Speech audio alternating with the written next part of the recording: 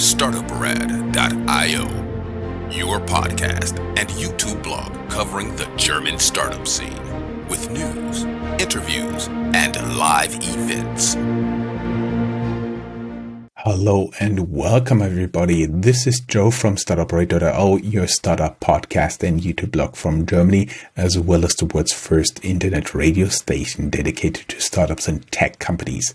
This time I do have Dennis here with me, who is a little bit not the usual startups that I interview for multiple reasons. But first, I would like to welcome you. Hey, Dennis, how are you doing? Hey, Joe. Good. How are you? I'm doing great. Thank you. I was playing a little bit. You're not the usual startup because you guys are dealing in good sleep. You are, let's say, a competitor of Casper with Emma Sleep. You are building mattresses. We are selling mattresses as one part, but we see ourselves as helping people improving their sleep and with that improving their lives, because sleep is super important. Yeah, that's what we do. It totally is, and we should all get more sleep. Little disclaimer here, I may be a little bit biased because I'm sleeping on an Emma mattress. Good decision. That said, today's interview is brought to you by Hessen Trade and Invest with the brand Invest in Hessen. You can go down here in the show notes and check out the brand. We will talk a little bit more about Hessen and the location Frankfurt later on in the interview. But first, let's talk a little bit about what you did, Dennis, because I've been looking at your LinkedIn profile, and as always, there will be a link to your LinkedIn profile down here in the show notes in our blog. And I've seen you studied in NYU here in a local business school, as well as did a PhD in finance. Okay, let me get that straight. You went to New York, you studied here, you did a PhD in finance, then you went to McKinsey, and then you started a mattress company. Take us along this journey. This has to be fascinating. It's a natural journey, isn't it? Let me guess. You didn't get enough sleep at McKinsey, so you had to make up for it. Could have been the one reason. No, actually, the story is a little bit different. But yeah, maybe the relationship to what I do now to my work back then at the consultancy at McKinsey maybe was that we had long working hours. No, but the story is as follows. Indeed, I ventured into consulting after university, and I was focusing on banks and financial institutions mainly. Mm-hmm. So something completely different. But what happened eventually was that a close friend of mine, already back then close friend of mine, Manu, approached me and said, Dennis, I've got a business idea that is selling mattresses online and improving people's sleep and making the whole process much more convenient. And Dennis, you're a consultant. Could you help me with that, right? Consultants are good in Excel files and PowerPoint presentations and the like. So I said, yeah, for sure, I can help.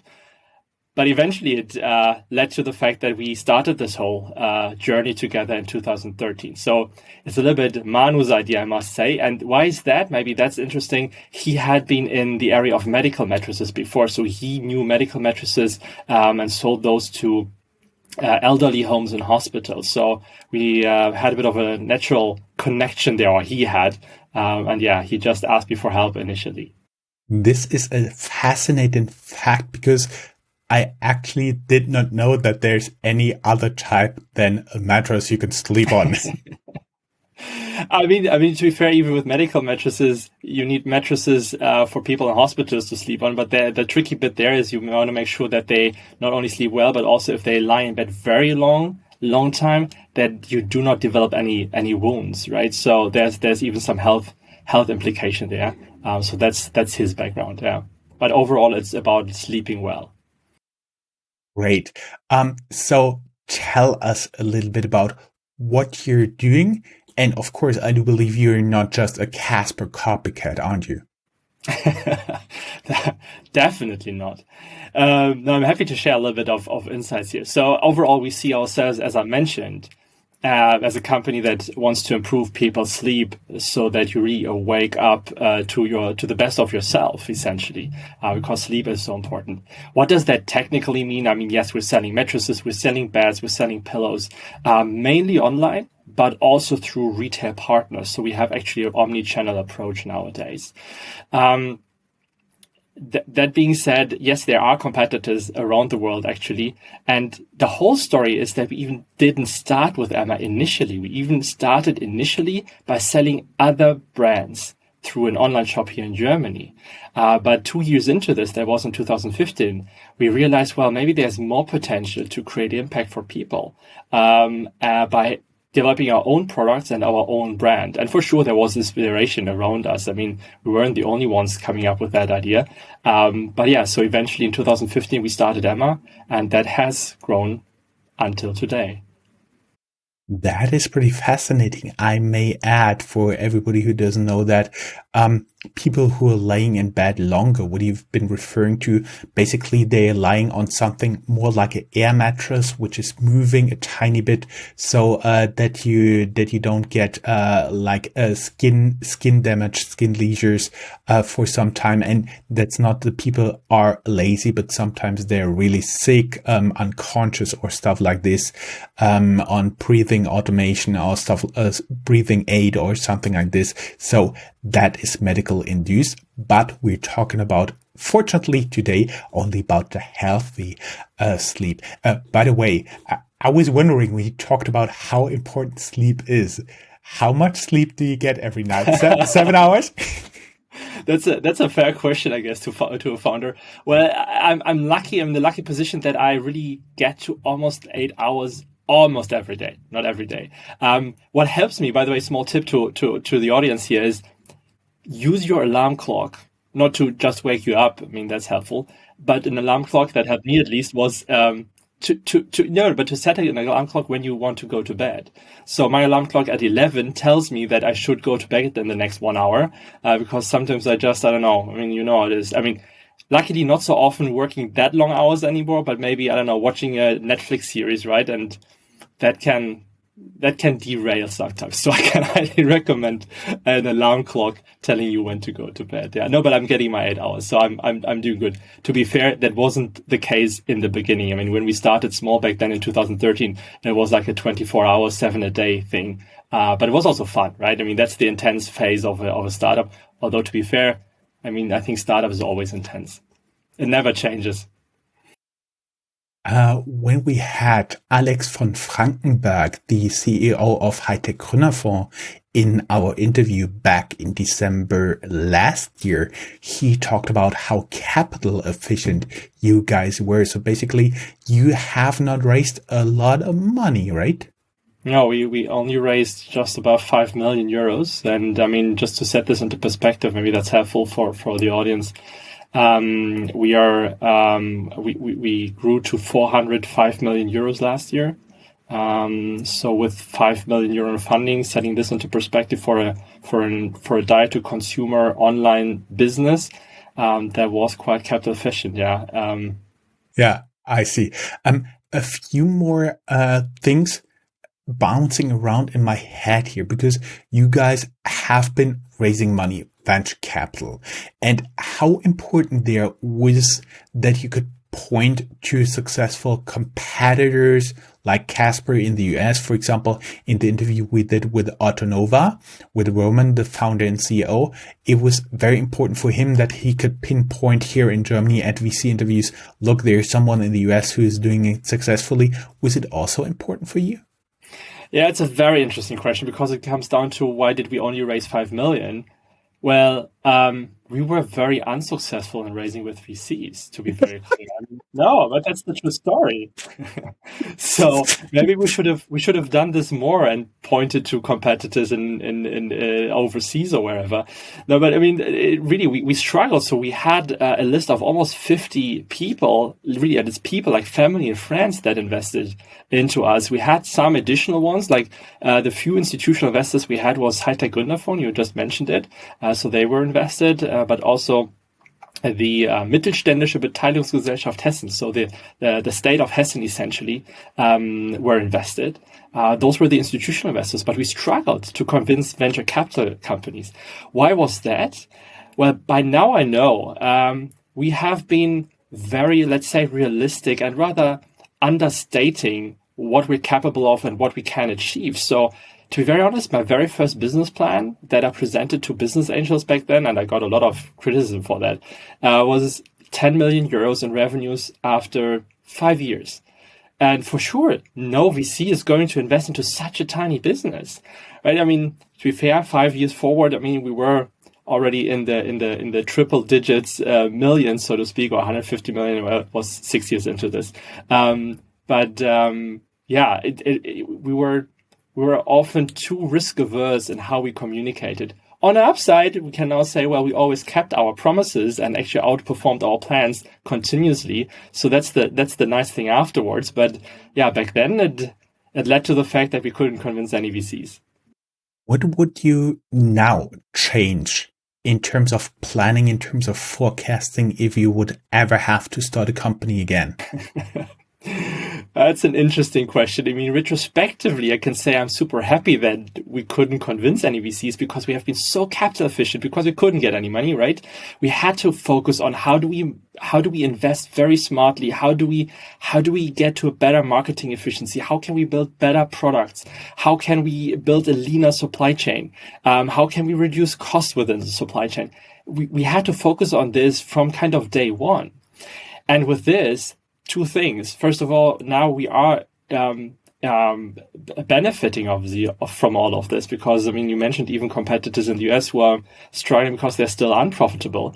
We are profitable. We broke even in 2017 during the year, and then since then running profitably.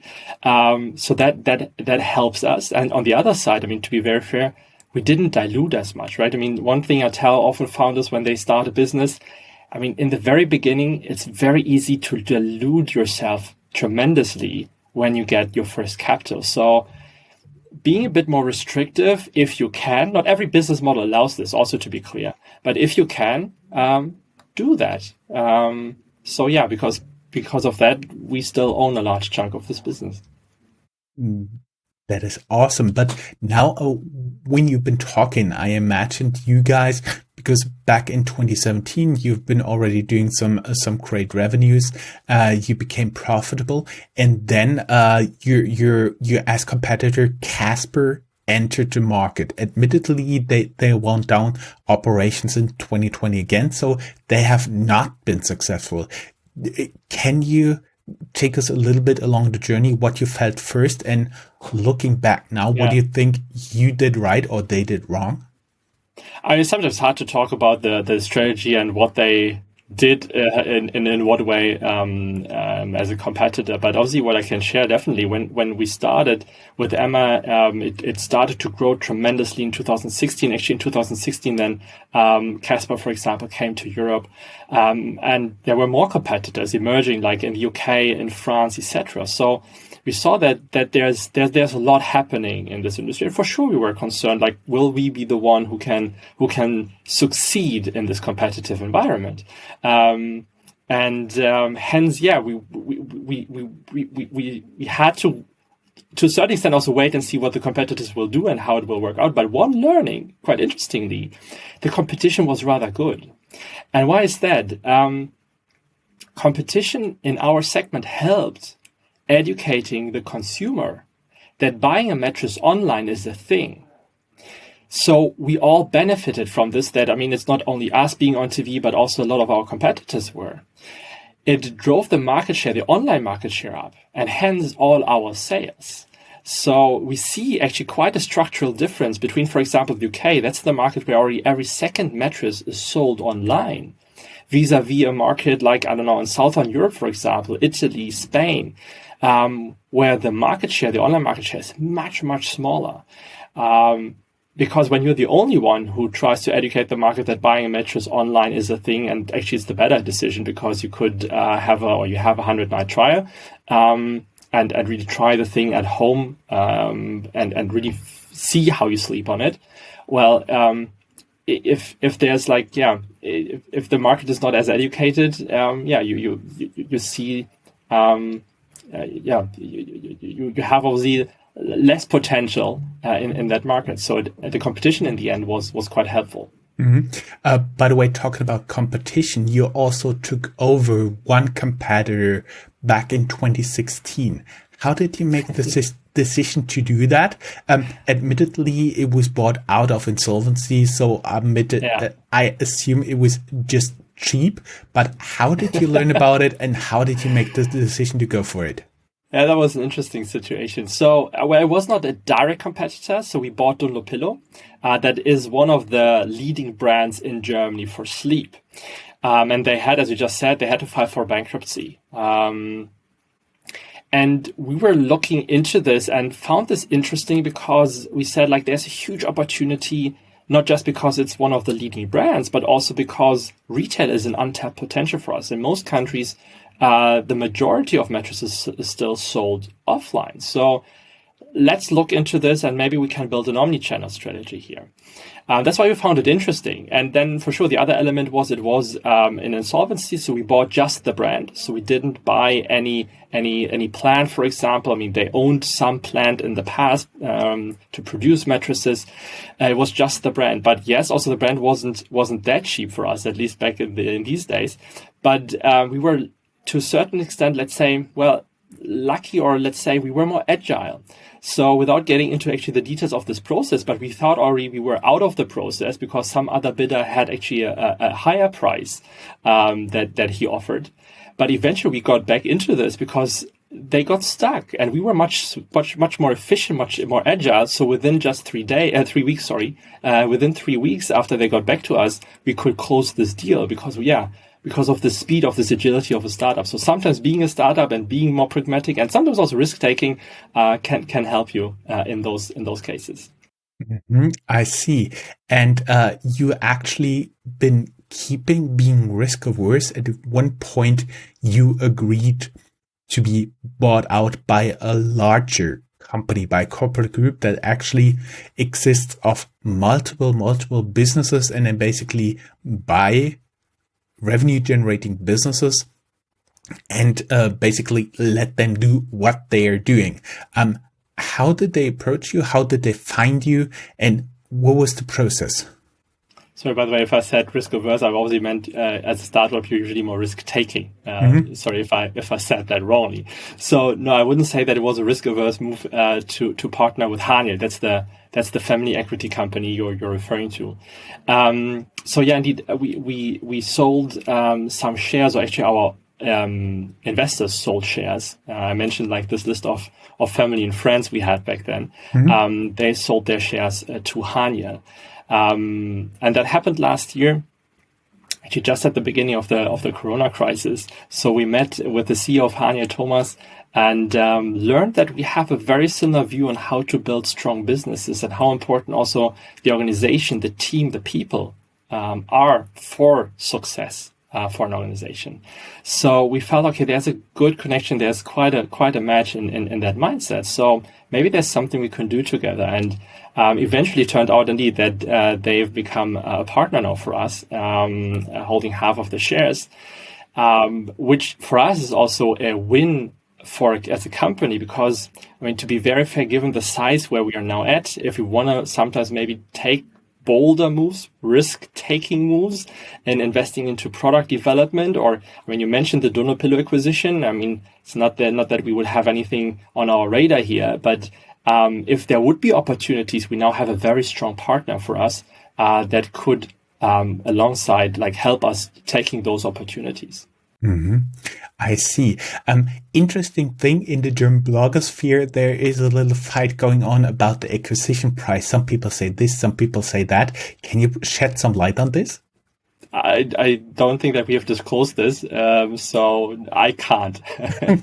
Too bad, but I had to ask.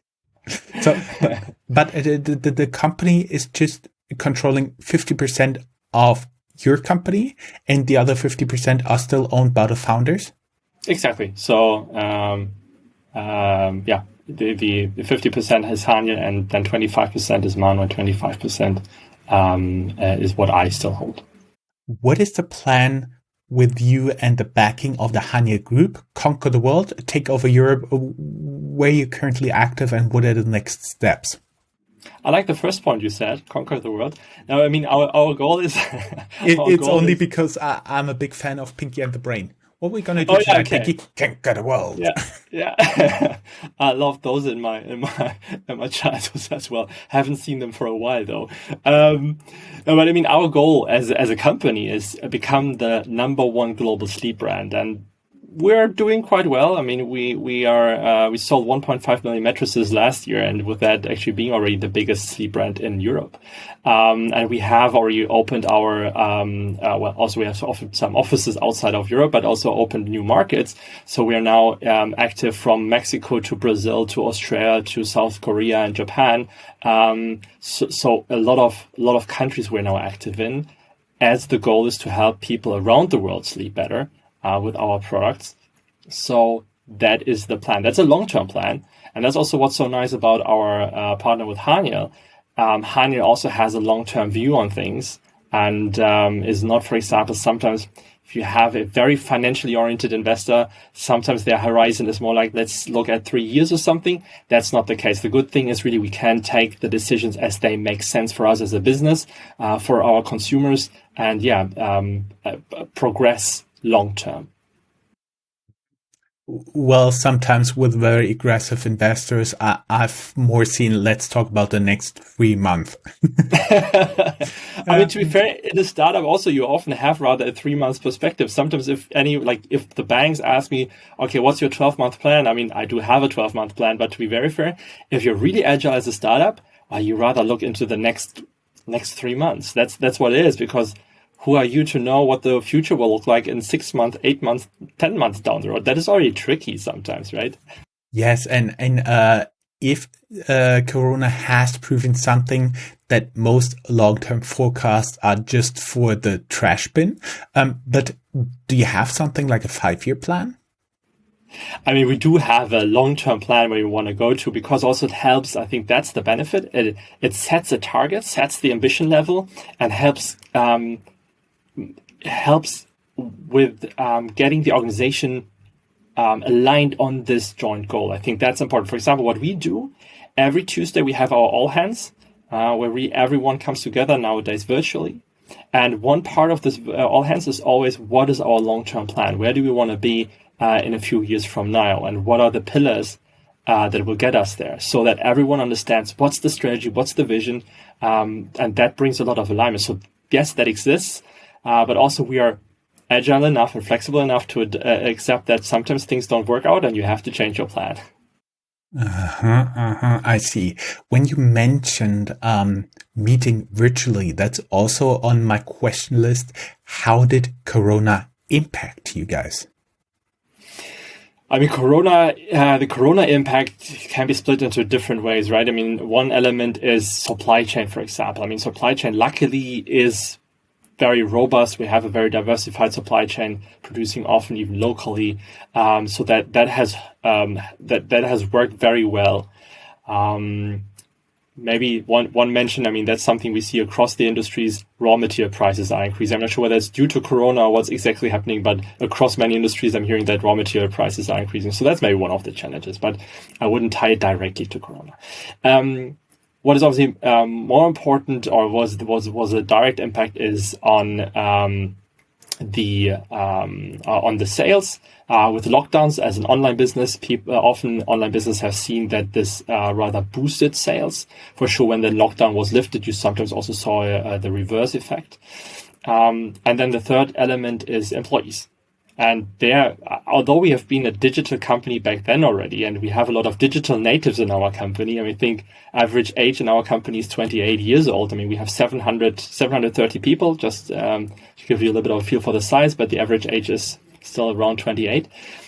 We had to adopt then working completely virtually, and definitely what I can say, Microsoft Teams is a great tool for us. So that has helped us tremendously to adopt this virtual meetings and virtual brainstormings and what else you do virtually within actually just a few days. I mean, that was last year. Now it's more like, okay, how do we adopt now a hybrid working style? How do hybrid meetings work, where some people are in the office, some people are in a video conference virtually?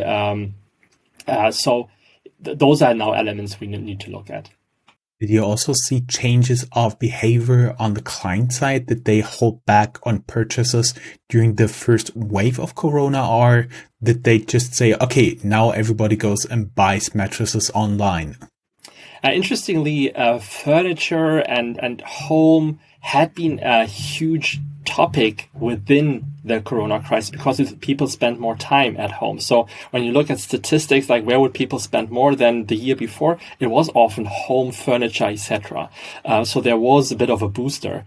But also you see, as said, it can revert back when lockdowns were lifted, the weather got better, etc. So you also saw like the reverse effect partially. Mm-hmm. When you are physical in the office, I was just wondering, because your sleep company, is there a power nap room? Indeed, we do have 3 power nap stations. Though I must say, we opened or moved to this office in April last year. So just when the lockdowns happened, and so we are just getting back more and more people into the office. I have not seen them being used actually. So, and as we need more and more space for like those virtual meetings, we're now actually thinking of converting them to normal rooms. That is a bit boring, unfortunately, but yeah, they do exist. So if you want, come over. I mean, we're here in Frankfurt, right? Come over. I can show you those little booths. But yeah, let's see whether we'll have them for long. You talked about the office. Let's talk a little bit about, because this is sponsored by Invest in Hessen, talk a little bit about the advantages and disadvantages of being located here in Frankfurt for you. But I do believe from a logistics standpoint, meaning shipping out your mattresses, it actually makes sense, right?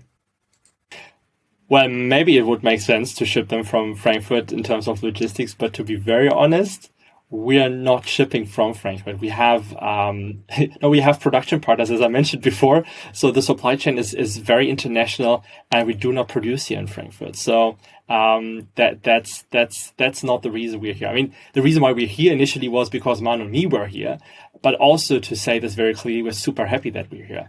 I mean, many founders believe they need to move to Berlin because that's where all the talent is, where the whole startup scene is, etc. Actually, I think the opposite is true. And when sometimes, and I know that's not the most, how to say, it's not a widespread opinion. I might be alone with that, but I actually tell founders to rather not start in Berlin, but rather, I mean, I'm not necessarily saying it needs to be Frankfurt. I'll tell you, though, why I'm very happy with Frankfurt. But it could be any other city, because in Berlin, you often have the issue because there's so many opportunities for talent.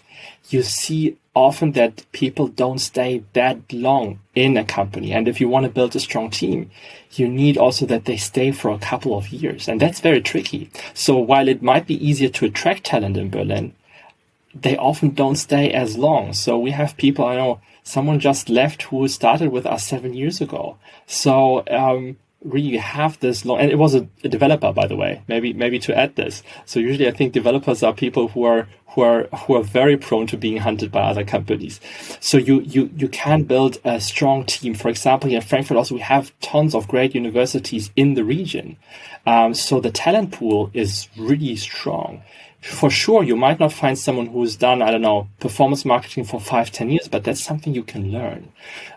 So we are super happy with this. And I think, yeah, by now also that we've grown a little bit, there's how to say there are not so many larger startups. So if someone wants to join a larger startup in Frankfurt or in the region, we are one of the few that they can look at. So it is actually an advantage. So when it gets to talent, I think it is super helpful. And hence, yeah, I think it is rather helpful to start it outside of Berlin, maybe even in Frankfurt. And we have great other startups here in Frankfurt, right? I mean, so like Clark, Lily Do, etc. Yeah, Christopher comes to mind. We had him in the interview for the funding round of more than 80 million US dollars and many others. Yes, they knew how to do it, right? I should have asked him. You still can.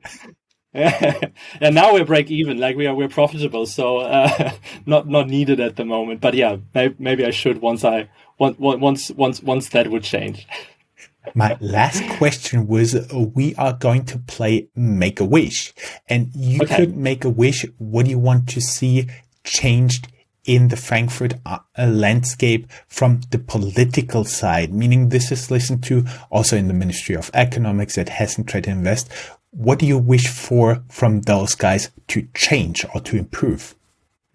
I think what will help us is connecting the people. I know that there's also initiatives already happening, so that's good to see. But what felt helped us a lot was getting to know people, talking to them, learning how things work, learning who's an expert, for example, in performance marketing, and building this network. I think that is one of the key elements, and I think that's something politics can support. Well, great closing words. Admittedly, there's nothing I have to add. Only thing left for me to say is thank you very much. It was a pleasure talking to you. It was fun, Joe. Thank you very much, and have a good day. You too. Bye-bye.